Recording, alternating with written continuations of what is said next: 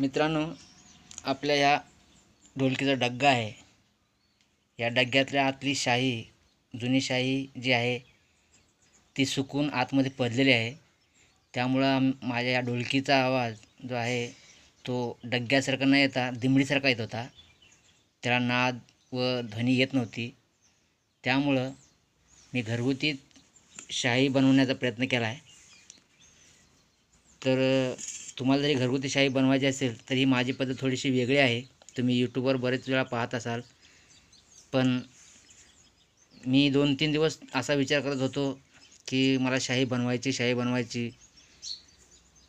मग मी बरेच यूट्यूबवर व्हिडिओ पाहिले. तर सगळ्यांचे वेगवेगळे प्रकार होते आणि त्या वस्तू मला काही इथं सहजासहजी सापडत नव्हत्या गावाकडे.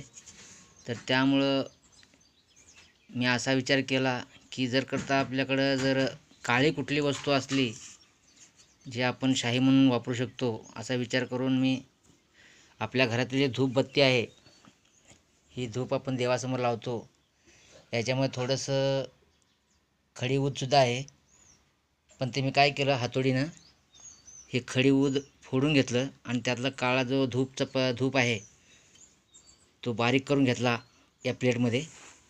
आणि त्याच्यानंतर थोडंसं पाणी मिक्स केलं, त्याला पातळ करून घेतलं आणि त्याच्यानंतर थोडंसं आपलं येशल तेल जे आपण स्वयंपाकाला वापरतो, तो तेल थोडं टाकून आता मी ही शाई अशी प्रकारे तयार केलेला आहे. आता मी हे या धूप आणि थोडंसं मैदा टाकला होता मित्रांनो, चिकटपणा येण्यासाठी मैद्याचं पीठ टाकलं होतं आणि ह्या मैद्याच्या पिठामुळे थोडा चिकटपणा आला. आता हा छानपैकी बनलेला आहे आता आपली शाई आणि याला थोड्या वेळात मी आता लावणार आहे. थोडंसं हात वगैरे काळे झालेले आहेत. आता मी ढोलक खोलून घेणार आहे आणि खोलल्यानंतर मग ही शाई मी लावणार आहे आणि लावल्यानंतर परत तुम्हाला एकदा व्हिडिओ दाखवतो. तोपर्यंत स्टे ट्यून.